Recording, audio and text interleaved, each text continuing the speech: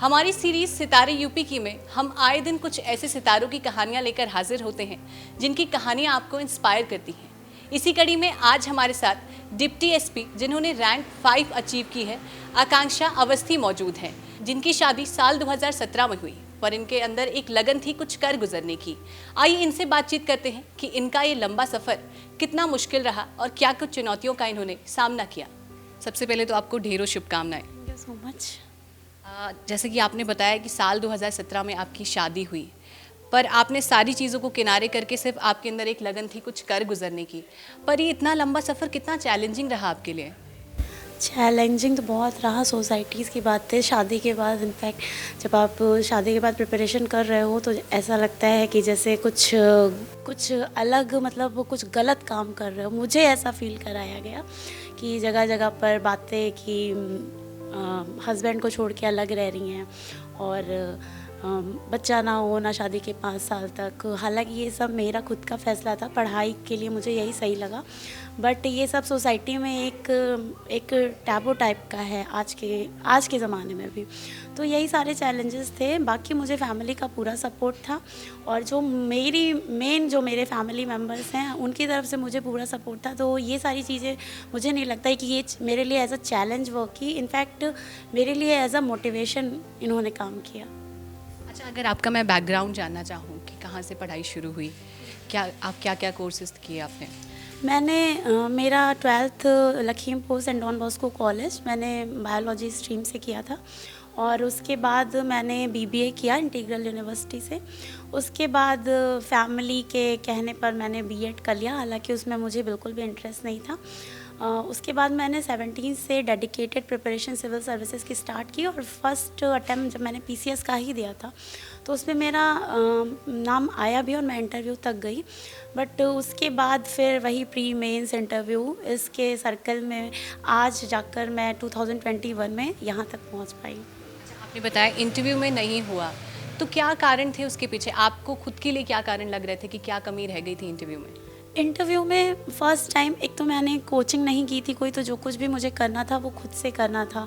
तो जब आप नो डाउट जब आप कोचिंग की मदद लेते हो तो आप किसी मंजिल पर थोड़ी जल्दी पहुंच सकते हो क्योंकि आपको एक गाइडेंस मिलता है। जब आप खुद से सब कुछ करते हो तो आपकी पर्सनालिटी तो ज़रूर निखर जाती है क्योंकि आप खुद से चीज़ें सेल्फ एनालिसिस ऑब्जर्व करने की क्षमता आपके अंदर आ जाती है। बट हाँ, उसमें थोड़ा सा टाइम लग जाता है। तो ये मुझे लगा कि मैंने जो खुद से सेल्फ स्टडी की थी इसकी वजह से हर एक स्टेप पे मुझे गाइड करने वाले लोग नहीं मिल पाए और जो कुछ भी करना था वो खुद से करना था। और क्योंकि मेरा आउटसाइड सोसाइटी में ज़्यादा सोशल इंटरेक्शन नहीं रहा है, इसकी वजह से इंटरव्यू में मैं अच्छे मार्क्स स्कोर नहीं कर पाई। यही चैलेंज और यही मुझे लगता है कि यही मेरी स्ट्रेटजी में है। 2017 में कमी रह गई जिसकी वजह से कुछ मार्क्स से मेरा फर्स्ट टाइम में नहीं हो पाया।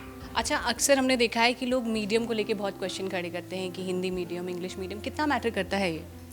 मीडियम मुझे नहीं लगता कि कुछ खास मैटर करता है। जिस भी मीडियम पे आपकी अच्छी पकड़ हो, जैसे कि मैंने शुरुआत से इंग्लिश मीडियम में पढ़ा है तो मैं इंग्लिश में अपने आप को अच्छे से एक्सप्रेस कर पाऊँगी। मुझे कोई कह दे कि मैं हिंदी में लिख दूँ पेपर जाके तो ऑब्वियसली वो वर्क नहीं करेगा।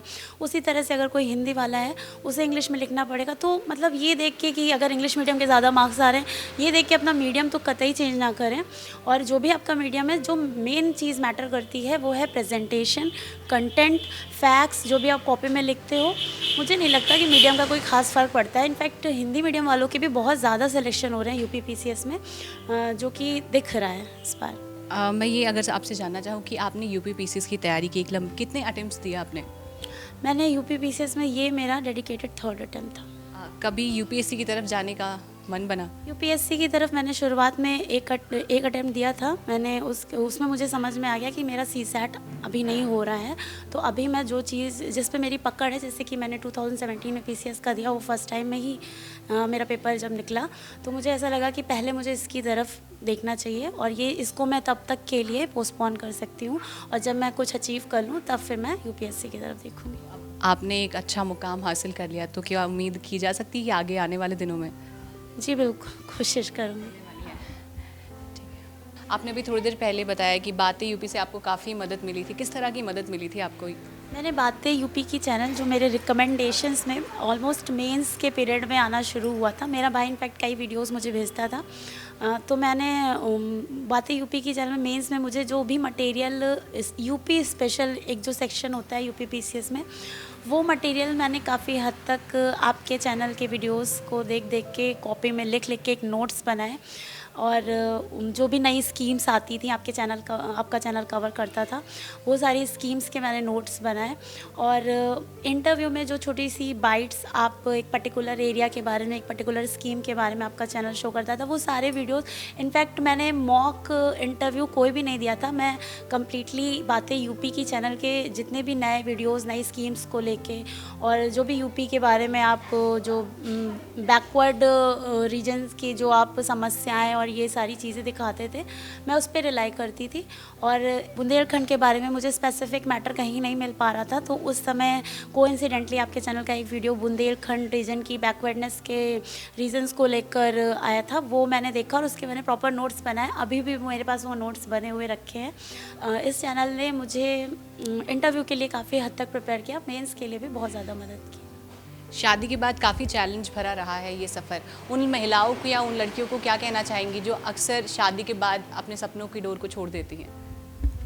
शादी ऐसी कोई हर्डल नहीं है कि शादी के बाद एक मिसकंसेप्शन बना हुआ है सोसाइटी में कि मैं एक चीज़ ज़रूर आज कहना चाहूँगी आपके चैनल के माध्यम से कि औरत की जो प्रोग्रेस के पीछे सबसे बड़ी दुश्मन है वो एक औरत ही होती है। कोई भी, मैंने जो मेरी जर्नी रही उसमें किसी भी मतलब एक मेल मेंबर ने मुझे कभी कोई कमेंट, कभी कोई टॉन्ट, इस तरह की चीज़ें वहाँ से नहीं मुझे सुनाई पड़ी।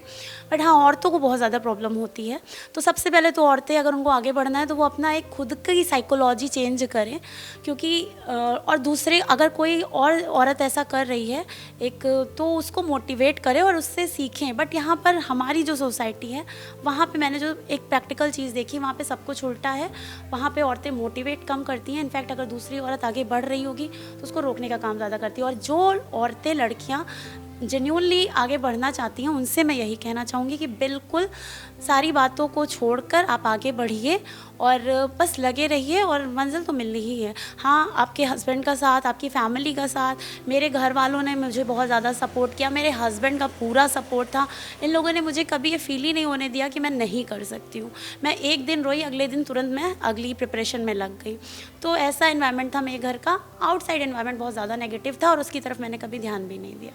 आपने जैसा कि बताया कि काफ़ी चैलेंजिंग भरा सफ़र रहा है आपका। इस दौरान जब फेलियर सामने आया तो काफ़ी डीमोटिवेटेड भी ज़रूर रही होंगी। किस तरह से खुद को मोटिवेट किया इस दौरान? जी, मोटिवेशन जो सबसे बड़ी होती है वो आपके अंदर होती है। आपने किस रीज़न के लिए शुरू किया है, क्या आपको पाना है, और सबसे बड़ी, आपको कोई मोटिवेट नहीं कर सकता है अगर आप खुद से मोटिवेट ना हो। तो ये चीज़ तो अंदर होती है। मुझे ये था कि मुझे बस करना था, और बाकी लोगों के जो ताने थे वो तो मेरे लिए एज अ फ्यूल वर्क किए, उसने आग को और ज़्यादा सस्टेन रखा। तो बिल्कुल मोटिवेशन तो आपके अंदर होनी चाहिए। ये 2 सेकंड 5 मिनट के वीडियोस देख के मोटिवेशन ज़्यादा देर सस्टेन नहीं हो पाएगी। आप देख लोगे, आप कितनी देर ये वीडियोस देखोगे? तो बिल्कुल ये चीज़ आपके अंदर होनी चाहिए। और लाइफ में मेरे पास था सब कुछ, बट कुछ ऐसे सर्कमस्टेंसेस थे, कुछ ऐसी परिस्थितियाँ थी जो मतलब मुझे मोटिवेट ऑब्वियसली रखती ही थी। शुक्रिया आपका हमसे बातचीत करने के लिए, और आपको आगे भविष्य के लिए भी ढेरों शुभकामनाएं। Thank you so much.